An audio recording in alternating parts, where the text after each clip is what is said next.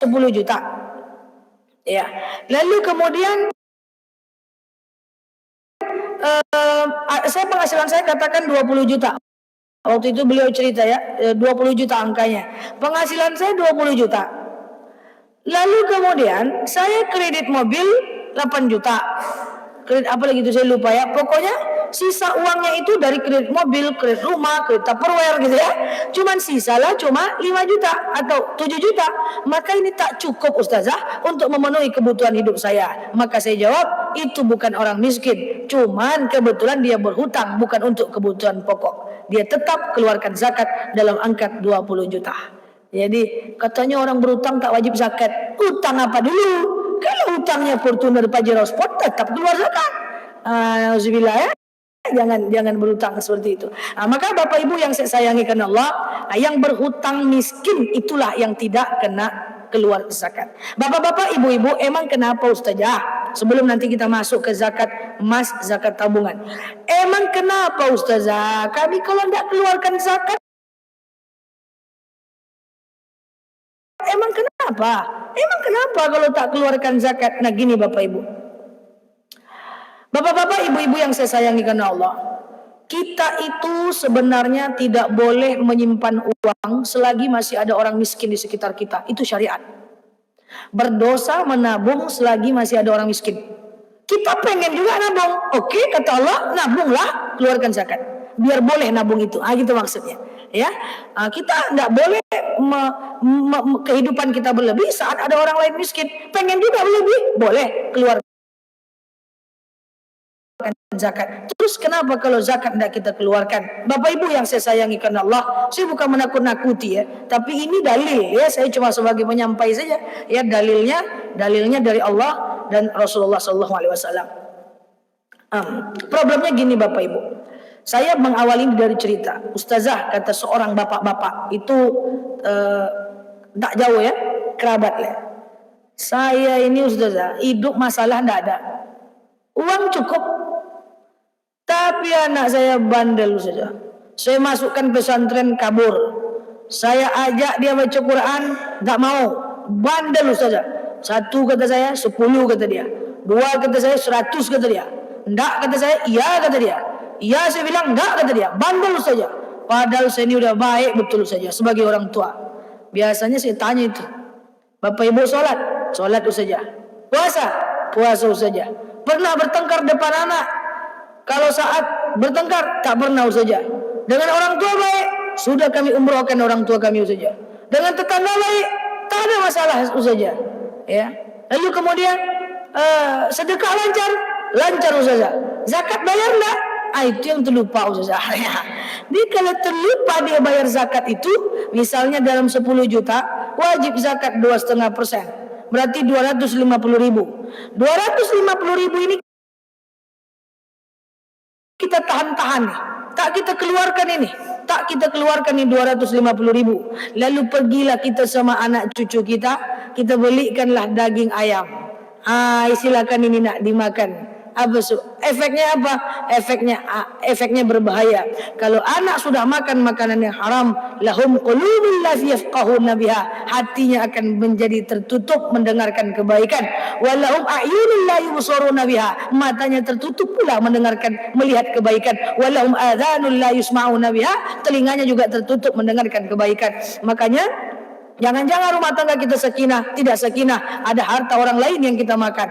Jangan-jangan dengan harta yang kita punya dan tidak kita zakatkan, kita makan uang haram. Kalau orang udah makan makanan haram, Ustazah kalau gitu saya nggak belikan makanan uang zakatnya, saya belikan air minum aja, fa'aklul haram, maka minumannya haram. Enggak, saya belikan minuman Ustazah uang zakat itu, saya belikan bensin aja, wa tijaratul haram, maka kendaraannya haram. Enggak, saya belikan bensin saja, saya pakai buat makan saja, sudah jelas fa'aklul haram. Kalau orang sudah makan haram, minuman haram, darahnya menjadi darah yang haram, efeknya kayak tadi, hatinya tertutup, telinganya tertutup, matanya tertutup, susah menangkap susah menerima kebaikan.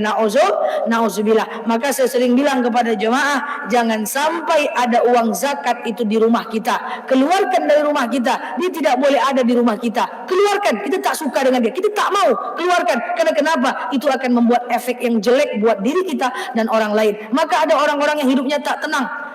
Nel, aku risau. Risau kenapa? Tidak ada risau-risau aja. Ada masalah enggak? Tidak ada risau-risau aja. Kenapa ya aku gelisah terus ya? Tidak tahu sebab. Nah, coba cek, bayar zakat tidak? Karena zakat yang tidak dikeluarkan itu sangat menggelisahkan. Makanya jangan-jangan ada duri dalam daging yang ada dalam darah kita. Bapak Ibu yang saya sayangi karena Allah. Oke. Sekarang itulah efek kalau zakat enggak kita keluarkan. Maka keluarkanlah dia di rumah kita, hitung uang masuknya, keluarkan angkanya. Bapak-bapak, ibu-ibu yang saya sayangi karena Allah. Ini yang pertama ya, namanya zakat. Apa tadi namanya? Profesi. Bahasa kitanya zakat penghasilan. Ini kadang-kadang ada yang protes. Tidak ada ustazah zakat profesi pada masa Rasulullah. Ya tidak ada zakat profesi. Karena dulu orang pedagang. Dulu orang mengembala kambing. Sekarang orang para karyawan, para manajer, para direktur lebih besar pula penghasilannya misalnya dibanding para petani. Maka muncullah ijtihad ulama fikih bahwa ada yang namanya sekarang zakat profesi. Bapak-bapak, ibu-ibu yang saya sayangi karena Allah, itu hanya 2,5%. Kalau saya sih pengennya seperti ini ya. Saya tidak pernah berdoa sama Allah untuk pengen punya rezeki banyak. Saya selalu berdoa, ya Allah, pantaskan aku untuk menjadi hambamu yang membayar zakat dalam jumlah yang banyak. Karena kalau mau banyak zakatnya harus banyak uangnya. Karena zakat itu cuma 2,5%. Ya Allah, saya pengen kali bulan depan zakatnya misalnya 500.000. Harus ada 20 juta dulu. Kalau enggak bisa zakat 500.000. Iya kan? Ya Allah, saya pengen kali ya Allah zakat bulan depan misalnya 1 juta. Oh berarti harus ada 40 juta. Kalau enggak bisa zakat 1 juta. Ya Allah, misalnya adik-adik, saya pengen kali zakat bulan depan 100.000.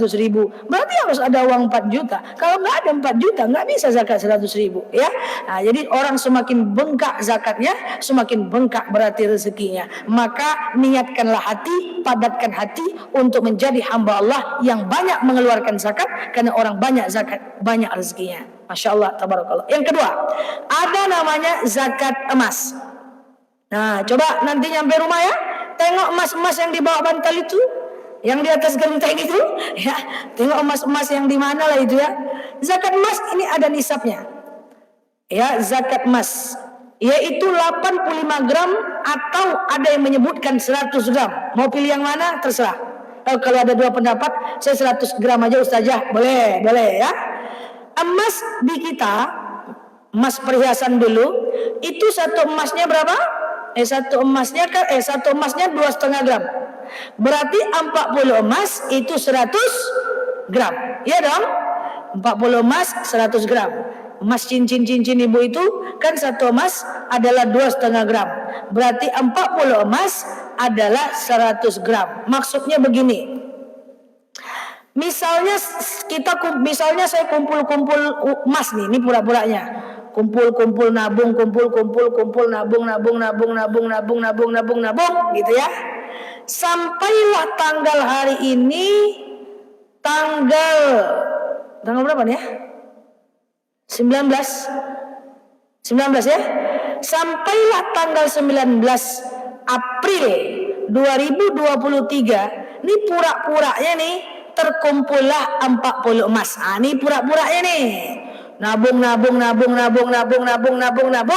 sampai tanggal 19 April 2023 terkumpullah dia satu onggokan emas itu setara 100 gram emas, paling rendahnya 85 gram emas atau 40 emas.